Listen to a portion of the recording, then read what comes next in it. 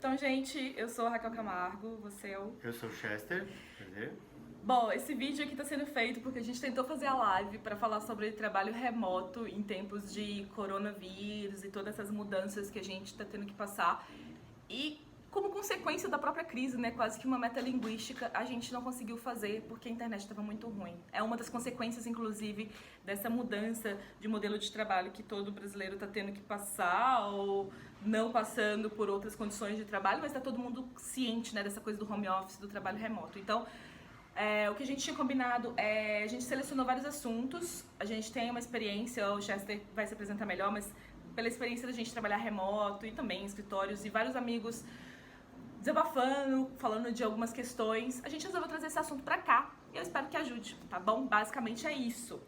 A ideia é trazer alguns tópicos que nós selecionamos sobre trabalho remoto. Queria pedir pro Chester dar uma apresentada rápida pra vocês saberem por que ele é uma pessoa ótima pra dar dicas sobre esse assunto. Tá, obrigado, Raquel. Eu trabalho já há 3 anos no GitHub, que é uma empresa que fica nos Estados Unidos, no Vale do Silício. Eu moro no Canadá e eu estou há alguns meses no Brasil. E nesse tempo todo trabalhando em casa, né, remotamente, com outras pessoas que também estão trabalhando remotamente ao redor do globo. Antes disso fiz alguns trabalhos freelance, alguns trabalhos remotos, tive alguma experiência com trabalhar remoto. E é exatamente como a Raquel colocou, às vezes a gente vai ter problemas de internet, às vezes a gente vai ter problemas de comunicação, e já fica a primeira coisa pra gente saber, a gente tem que ser dinâmico. Olha, não deu certo a internet? Grava um vídeo. Não deu certo a videoconferência? Faz um call. Não deu certo o call? Faz um e-mail. Ter essa dinâmica que no escritório a gente também tem, só que a gente está mais acostumado com as coisas que deu errado lá, né? Lá quebrou o ar-condicionado, aqui ficou a internet ruim. E é isso, e com isso que eu também pedi para Raquel se apresentar e dar início às nossas pautinhas aí. Então, eu trabalho com marketing digital há muitos anos e até sexta-feira passada eu trabalhava fixa num escritório no centro de São Paulo. Eu não estava nesse rolê do remoto, mas antes de morar em São Paulo, eu morava em Dubai, era um lugar onde me trouxe muitos desafios do trabalho remoto, porque era um trabalho que a minha rotina, basicamente, eram reuniões onde as pessoas da reunião estavam ao redor do planeta, Oriente Médio, Europa, e a gente dividia a tela e a conversa era por áudio, tá? Nem vídeo tinha, e tinha muito desafio de sotaque, de entender a dicção e tudo mais, então acho que isso vai ajudar muito quem tá tendo que se adaptar nesse processo.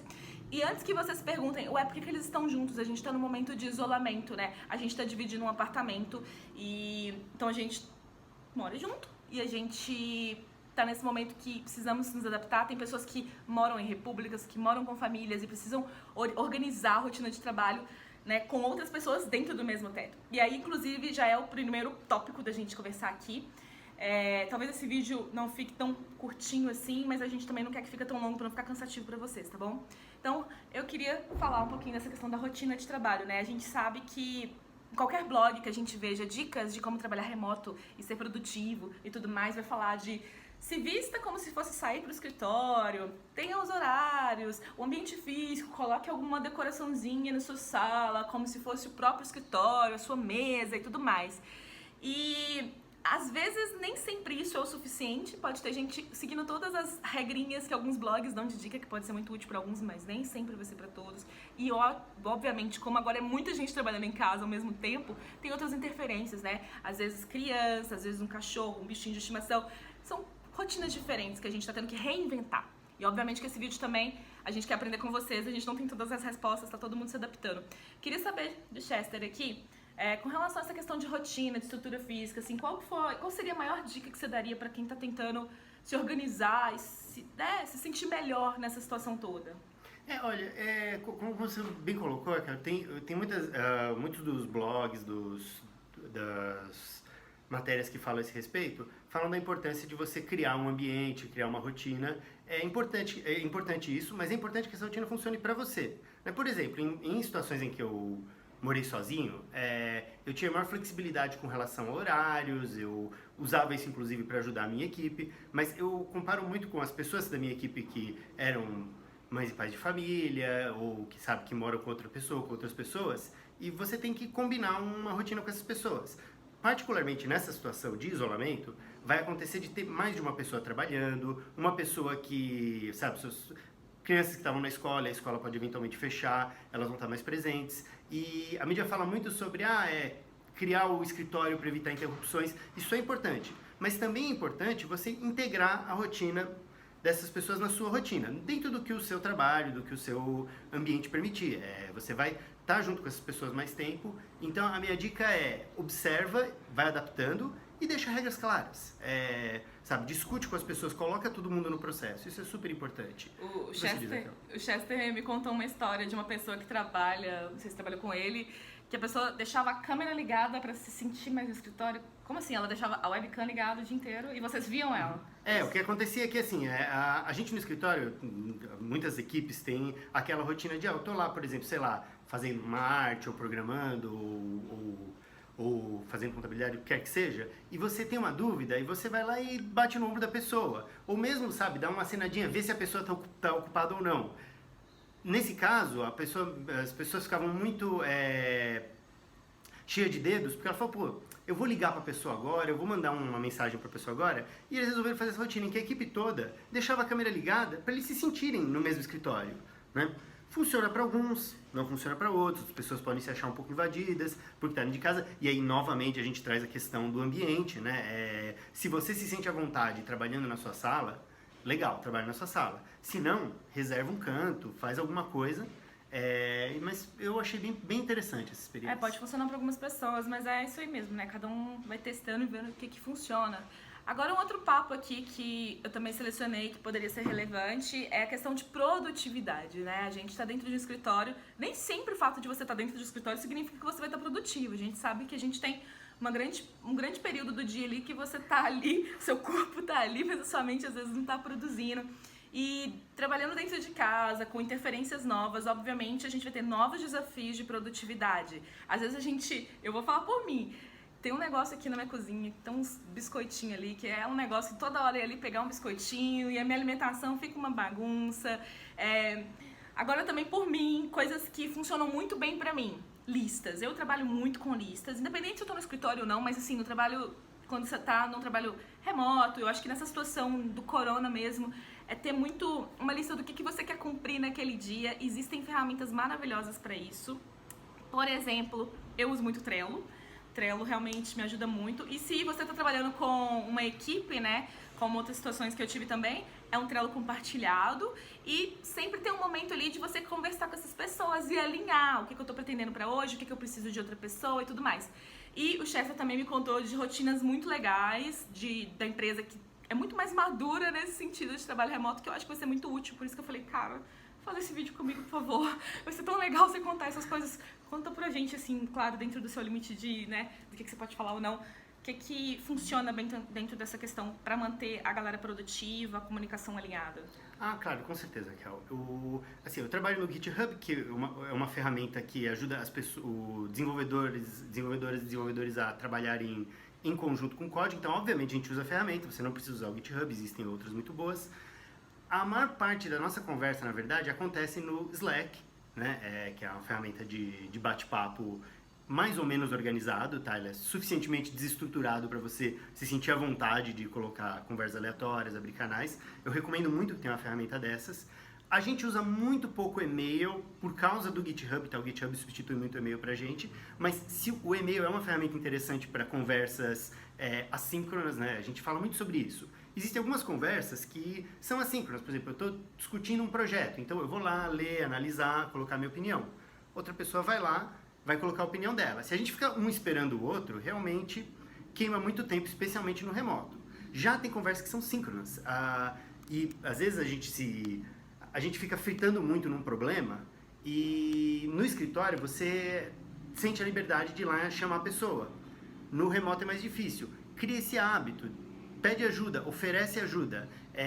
A gente repropositou muitas das ferramentas Agile, né, que a gente chama, por exemplo, os métodos ágeis, eles falam muito da daily meeting, né, que é o stand-up meeting, que é uma reunião que você faz em pé, onde as pessoas, uma vez por dia, dizem o que elas fizeram ontem, o que elas estão fazendo hoje, né? Às vezes como elas estão se sentindo e se tem alguma coisa bloqueando. Vocês fazem isso em pé remotamente? Pois é, então, essa é uma pergunta muito, muito boa, porque eu já vi empresas tentando fazer isso remotamente em pé e não funciona. A gente faz isso em pé localmente para manter a reunião ágil.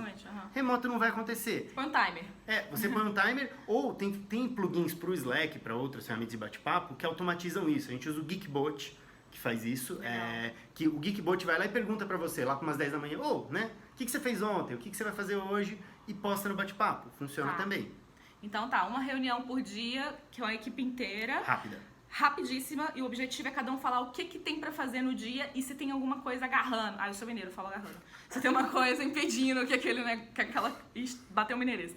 Que aquela tarefa seja cumprida, né? Uhum. E tem alguma outra reunião, você tinha me falado de alguma outra one-on-one? One-on-one, que é assim, o que acontece? Aliás, muitos desses blogs falam sobre dicas para quem está sendo gerenciado, mas muita gente que gerencia pessoas também vai precisar gerenciar remoto, que é um desafio extra, mas é uma coisa interessante também, porque isso te dá as oportunidades. O one-on-one é a ideia de você, uma vez por semana, uma vez cada 2 semanas, você define o ritmo, você tem um horário, e esse horário é sagrado, onde você e o seu subordinado, você e o seu chefe, né, o seu gestor, vão ter um slot de meia hora, 15 minutos, livre para falar o que quiser. Sabe, a sua gestora vai poder te perguntar, e aí, o que está sendo difícil, o que está sendo fácil, você vai poder falar um pouco livre da rotina do dia a dia, como podem melhorar as coisas. Isso é muito legal, tá? As gestoras e os gestores aprendem muito com isso, eu recomendo bastante. Beleza. Então, vê se funciona aí, gente. Uma reunião por dia, todo mundo do setor, né, da equipe junto, falando o que tem pra fazer. E uma vez por semana, 15 minutos, meia hora, o gestor com cada pessoa da equipe, um assunto mais livre, né? E isso tudo nos leva a falar de reunião. A gente tá falando de reunião, a gente tá falando de conversa de vídeo, igual a gente falhou na live por causa da internet. E reunião de gestor, de colega, de mensagem, quando que eu mando áudio, quando que eu ligo, e como é que funciona a reunião com toda a equipe junta. Às vezes isso gera um caos, né? Nessa experiência que eu tava falando pra vocês que eu tive, eu sofria muito, eu levei, sabe, puxãozinho de orelha, assim, inclusive de gestor, porque eu realmente não sabia, né? Eu achava que eu sabia fazer uma reunião online, era só colocar um negócio online ali e começar a falar. E aí, os maiores aprendizados que eu tive, que eu acho que vai funcionar muito pra esse contexto de várias empresas, é você saber a hora que você fala, você saber a hora que você para, e você falar bem, você falar com dicção clara, e principalmente se você tem pessoas ao redor do país ou em outros países, onde sotaques, vícios de linguagem, pessoas que falam rápido e às vezes o áudio atrasa. Imagina o tanto de ruído de comunicação que pode existir a partir de agora, porque a gente não tá perto um do outro no mesmo escritório, né?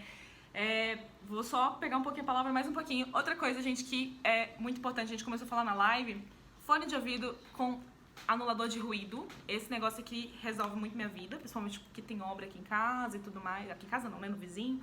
Então, pra reunião, gente, é muito bom, principalmente se você tá dividindo a casa com outras pessoas, né? Pra você ajudar quem tá na outra ponta da reunião a te escutar bem, né? E você também escutar bem, não precisar pedir pra pessoa repetir milhões de vezes. Como é que você faz, Chester? No caso, assim, eu acho que é uma dificuldade muito grande você participar de reuniões remotas e tipo, será que eu falo agora ou vou interromper a pessoa? Se pessoalmente às vezes já é difícil, igual a gente tá assim fazendo esse vídeo, quando você não tá perto da pessoa, às vezes é um pouco mais desafiador. O que você sugere nesse caso? É verdade, Raquel. Como vocês veem, ainda tenho muito a aprender no quesito dicção, no quesito de me manter claro aqui, é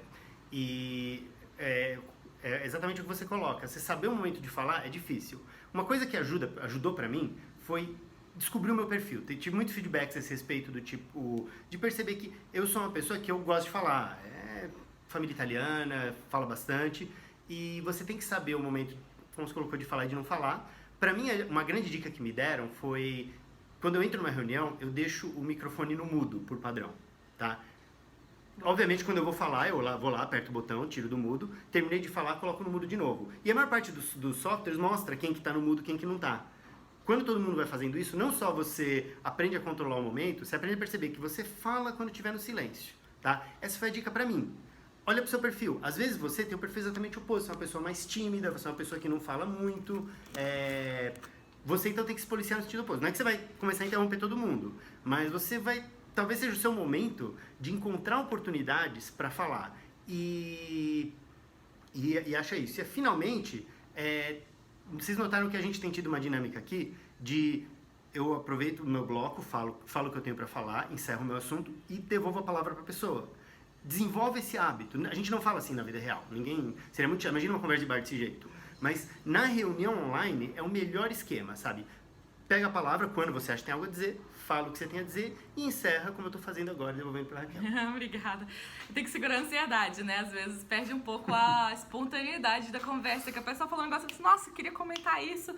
E você interrompe ela e, obviamente, pessoalmente isso já é chato, né, gente? E no caso de reuniões remotas, isso faz o trabalho ficar um pouco mais cansativo. Outra coisa que eu aprendi a fazer, e é sério, isso mudou a minha vida profissional, é anotar as coisas. Eu sempre fui a pessoa que tomei iniciativa numa reunião, mesmo reunião presencial, mas as remotas, assim, é muito mais importante. Eu já abro ali um docs, alguma coisa assim, e eu já vou digitando tudo que está sendo falado de mais importante. É como se fosse uma ata. Isso ajuda porque, se eu deixei de escutar alguma coisa, não vai estar ali, a pessoa que está fazendo a reunião comigo, as pessoas vão ler e vão falar, faltou isso aqui, completa aí comigo. E também para registrar, porque atas são importantes, né? Pra você, você não falou? Não, falei sim, olha aqui, você lembra. Dá pra você construir uma memória dessa reunião, isso ajuda muito. E mais uma também, que isso quando eu era amadora demais nessa coisa de reunião, eu ficava super atrapalhada quando eu tinha uma reunião que eu tinha que compartilhar a tela, sabe? Quando você tem que compartilhar, por exemplo, um navegador ou um